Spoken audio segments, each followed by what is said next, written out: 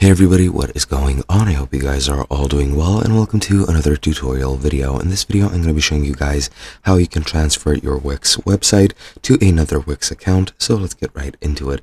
Now, the first thing you're going to want to do is go into your website editor. I already have it open in another tab just so I don't have to go through these steps again and don't have to load the page again. So yeah. Once we're here, what you're going to want to do is go and click on the site button in the top left right next to the Wix logo. Here, as you can see, you have the transfer site option, and you just want to click that. Now, this will take you to a completely other window. Just let it load. It's going to take you to your dashboard again, and you could probably do this through your dashboard as well. If I go to my site like so and right click it, looks like it doesn't happen like that, but you could probably find a setting over here. But yeah, it's going to take you to your dashboard again, as you can see in the background. And as you can see, you can transfer your site to a new owner. You just need to enter the new email address and click continue. And once you're done with that, your site will be transferred to another account. And that's exactly what you want to achieve.